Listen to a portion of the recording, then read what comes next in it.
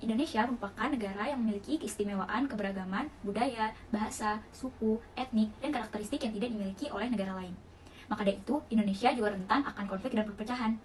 Untuk itu, masyarakat harus berpegang teguh pada realitas bangsa yang mendorong kepada kedamaian dalam bangsa dan negara, yaitu kebinekaan.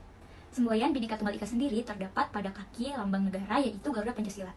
Tidak hanya semboyan tersebut, Indonesia juga memiliki alat-alat pemersatu bangsa, antara lain Pancasila, bendera merah putih, bahasa Indonesia, lambang negara yaitu Garuda Indonesia, lagu kebangsaan yaitu Indonesia Raya, dan juga lagu-lagu perjuangan.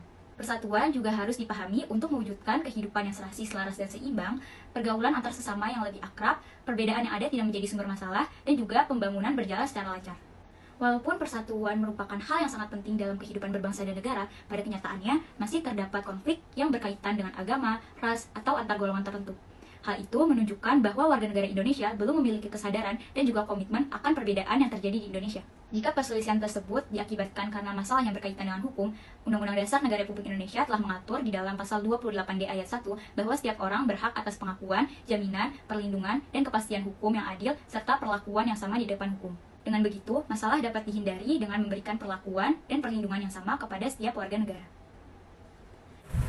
Pentingnya konsep integrasi nasional. Pengertian integrasi nasional yaitu suatu proses penyatuan atau pembauran berbagai aspek sosial budaya, etnisitas, latar belakang ekonomi ke dalam kesatuan wilayah serta pembentukan bangsa yang bisa menjamin terwujudnya keselarasan, keserasian, dan keseimbangan untuk mencapai tujuan bangsa. Selain itu, integrasi nasional dapat diartikan secara politis maupun antropologis. Integrasi nasional secara politis yaitu penyatuan berbagai kelompok budaya dan sosial dalam kesatuan wilayah nasional yang membentuk suatu identitas nasional. Integrasi nasional secara antropologis merupakan proses penyesuaian di antara unsur-unsur kebudayaan yang berbeda. Ada beberapa pendapat dari para ahli tentang integrasi. Pertama, Howard Wilkins. Integrasi bangsa berarti penyatuan bagian yang berbeda-beda dari suatu masyarakat menjadi suatu keseluruhan yang lebih utuh. 2. Myron Weiner. Integrasi menunjuk pada proses penyatuan berbagai kelompok sosial dan budaya ke dalam suatu kesatuan wilayah. 3. Dr. Nazaruddin Syamsuddin. Pengertian integrasi nasional adalah proses penyatuan suatu bangsa yang mencakup semua aspek kehidupan yaitu aspek sosial, politik, ekonomi, dan budaya. Integritas juga meliputi aspek vertikal dan horizontal. 4. Swejadi Dajiwandono. Pengertian integrasi nasional adalah cara bagaimana kelestarian persatuan nasional dalam arti luas dapat didamaikan dengan hak menentukan nasib sendiri. Syarat keberhasilan suatu integrasi di suatu negara. 1. Anggota-anggota masyarakat merasa bahwa mereka berhasil saling mengisi kebutuhan-kebutuhan antara satu dan lainnya. 2. Terciptanya kesepakatan bersama mengenai norma-norma dan nilai-nilai sosial yang dilestarikan dan dijadikan pedoman. 3. Norma-norma dan nilai-nilai sosial dijadikan aturan baku dalam melangsungkan proses integrasi sosial. Kita juga perlu mengetahui faktor-faktor integrasi nasional, mau itu dari faktor pembentuk maupun faktor penghambatnya. Berikut ini adalah faktor-faktor pembentuk integrasi nasional. Yang pertama, adanya rasa senasib dan seperjuangan yang diakibatkan oleh faktor sejarah.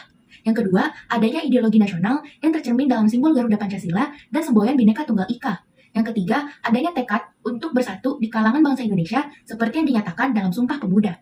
Yang keempat, adanya ancaman dari luar, sehingga membangkitkan rasa nasionalisme bangsa Indonesia.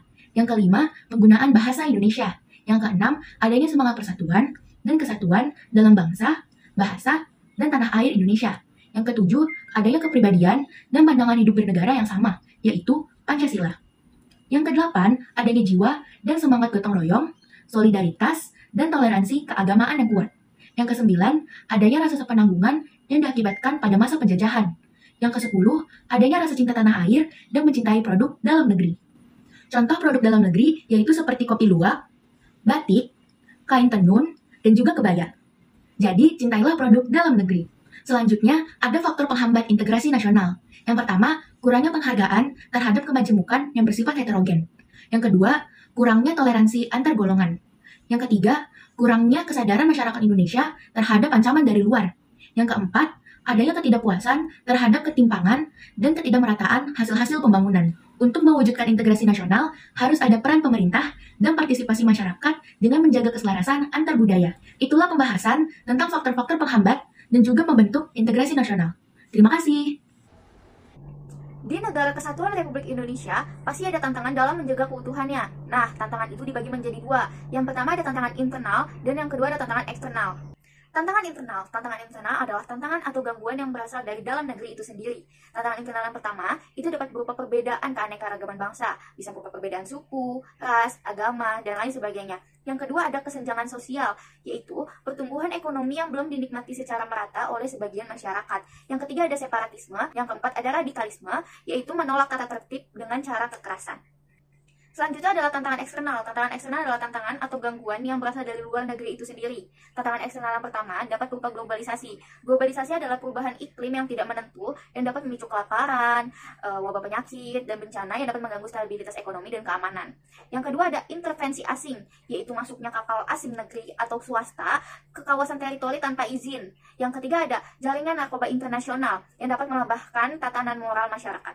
Dalam menghadapi tantangan NKRI, kita perlu melakukan pertahanan negara yang dilakukan dengan 3 sastra pendekatan. Yang pertama ada sastra mutlak, yaitu menjaga keutuhan, kedaulatan, dan keselamatan bangsa Indonesia. Yang kedua adalah sastra penting. Sastra penting adalah menjaga kedaulatan kehidupan demokrasi politik, ekonomi, menjaga keharmonisan suku, agama, ras antar golongan, penghormatan hak asasi manusia, dan lain sebagainya. Yang ketiga ada sastra pendukung, yaitu menjaga dan memelihara ketertiban dunia. Selanjutnya saya akan memberikan informasi tentang kesadaran warga negara serta pengertian bela negara. Menurut saya, kesadaran bela negara hakikatnya adalah kesediaan berbakti pada negara dan kesediaan berkorban untuk membela negara, atau rasa sadar akan hak dan kewajibannya sebagai warga negara. Kemudian kita masuk ke pengertian bela negara. Menurut penjelasan Undang-Undang Republik Indonesia Nomor 3 Tahun 2002 Pasal 9 Ayat 1 tentang pertahanan negara, bela negara adalah sikap dan perilaku warga negara yang dijiwai oleh kecintaannya kepada negara kesatuan Republik berdasarkan Pancasila dan Undang-Undang Negara Republik Indonesia tahun 1945 dalam menjamin kelangsungan hidup bangsa dan negara. Pembelaan yang diwujudkan dengan keikutsertaan dalam upaya pertahanan negara merupakan tanggung jawab dan kehormatan setiap warga negara. Oleh karena itu, warga negara mempunyai kewajiban untuk ikut serta dalam pembelaan negara, kecuali ditentukan lain oleh undang-undang. Bagi bangsa Indonesia, perang itu harus dihindari. Kita harus ikut serta dalam bela negara dengan mewaspadai dan mengatasi berbagai macam ancaman, tantangan, hambatan, dan gangguan. Oke, selanjutnya itu peran serta warga negara dalam menjaga persatuan dan kesatuan bangsa. Menurut Undang-Undang Dasar Negara Republik Indonesia tahun 1945, Pasal 27 Ayat 3 mengamanatkan bahwa setiap warga negara berhak dan wajib ikut serta dalam upaya pembelaan negara. Sebelum itu, apakah teman-teman tahu apa itu bela negara?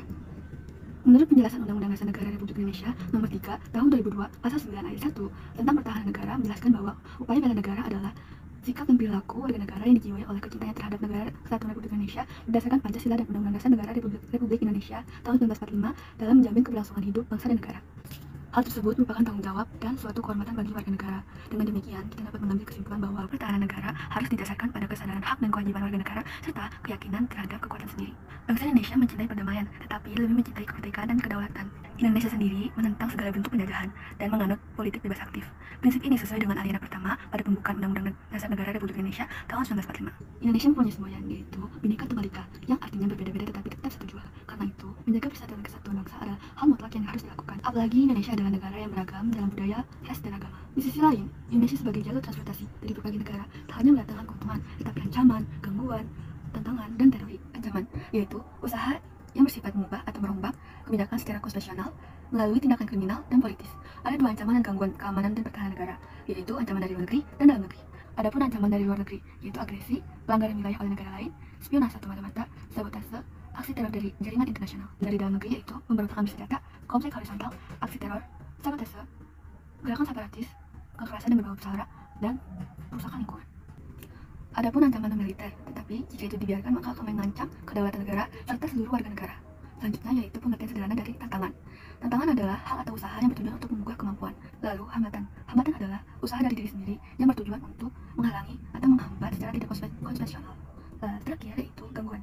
Gangguan adalah hal atau usaha yang berasal dari luar diri sendiri yang bertujuan untuk menghalangi atau menghambat secara tidak konvensional.